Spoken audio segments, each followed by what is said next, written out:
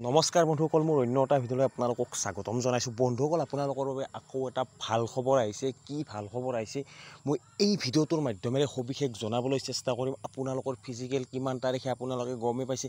এতিয়া আপোনালোকৰ কোনটো বিভাগত আগতীয়াকৈ ফিজিকেল অনুষ্ঠিত হ'ব বা কোনটো বিভাগৰ এক্সাম আগতীয়াকৈ হ'ব, গোটেইখিনি তথ্য এই ভিডিঅ'টোৰ মাধ্যমেৰে আপোনালোকক জনাবলৈ চেষ্টা কৰিম। যদি মোৰ চেনেলটোত প্ৰথমবাৰ কাৰণে ভিজিট কৰিছে তেতিয়াহ'লে মোৰ চেনেলটো ছাবস্ক্ৰাইব কৰক আৰু কাষত থকা বেল আইকনটো প্ৰেছ কৰক।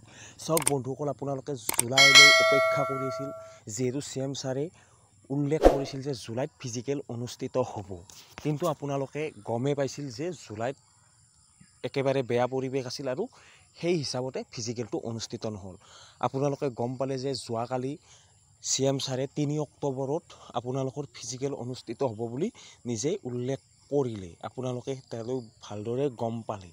এতিয়া আপোনালোকৰ ফাৰ্ষ্ট টাইম কি বিভাগত ফিজিকেল অনুষ্ঠিত হ'ব, এইটোক লৈ আপোনালোকে হয়তো ভাবি আছে কোনটো বিভাগত আগতীয়াকৈ হ'ব। চাওক বন্ধুসকল, যিহেতু আপোনালোকৰ বহুতকেইটা বিভাগতে এপ্লাই কৰা গৈছে, প্ৰায় বহুত সংখ্যক বিভাগতে এপ্লাই হৈ গৈছে আৰু এই বিভাগসমূহৰ আপোনালোকে গম পাইছে কি কি বিভাগ। এতিয়া আপোনালোকৰ আগতীয়াকৈ ফিজিকেল কোনটো বিভাগত হোৱাৰ সম্ভাৱনা যথেষ্টখিনি আছে। আপোনালোকৰ আগতীয়াকৈ ফিজিকেল হোৱাৰ সম্ভাৱনা AB আৰু UBত সম্ভাৱনা যথেষ্টখিনি আছে, কাৰণ AB আৰু UBৰ পদৰ সংখ্যা যথেষ্ট আৰু সেই পদত এপ্লাই কৰা ল'ৰা ছোৱালীৰ সংখ্যাও আটাইতকৈ বেছি। AB UBৰ আপোনালোকৰ ফিজিকেল অনুষ্ঠিত হোৱাৰ সম্ভাৱনা যথেষ্টখিনি আছে। তাৰপিছত আপোনালোকৰ SI এক্সাম অনুষ্ঠিত হ'ব আগতীয়াকৈ। আপোনালোকে গম পাইছে SI এক্সাম অনুষ্ঠিত হ'ব আগতীয়াকৈ, আৰু আপোনালোকৰ কিন্তু অফিচিয়েলি নটিচ আহিবলৈ বাকী আছে। যিহেতু আপোনালোকৰ ডিষ্ট্ৰিক্ট ৱাইজ পদসমূহ এতিয়ালৈকে দিয়া হোৱা নাই, আপোনালোকৰ ডিষ্ট্ৰিক্ট ৱাইজ পদসমূহ আহিবলৈ বাকী আছে। আৰু যিহেতু কিছু সময় আগতে অসম চৰকাৰে এখন লিষ্ট জাৰি কৰিছে, সেই লিষ্টখনতো উল্লেখ কৰিছে অসম পুলিচৰ ফিজিকেল 3 অক্টোবৰৰ পৰা ষ্টাৰ্ট হ'ব বুলি তেওঁলোকে উল্লেখ কৰিছে।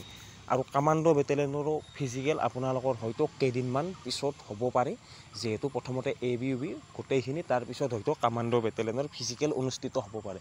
যিহেতু আপোনালোকে ইতিমধ্যে গমেই পালে আপোনালোকৰ ফিজিকেল ডেট ঘোষণা হ'লেই, এতিয়া আপোনালোকে নিজকে ভালদৰে প্ৰিপাৰেশ্যনত গুৰুত্ব দিয়ক, কাৰণ আপোনালোকে আপোনালোকৰ ৰেকৰ্ড ভাঙিব লাগিব। বৰ্তমান যদি আপোনালোকে 12 মিনিটত ৰানিং ক্লিয়াৰ কৰি আছে, তেতিয়া আপোনালোকে 11 মিনিট 45 ছেকেণ্ডৰ ভিতৰত ৰানিংটো শেষ কৰিব চেষ্টা কৰক।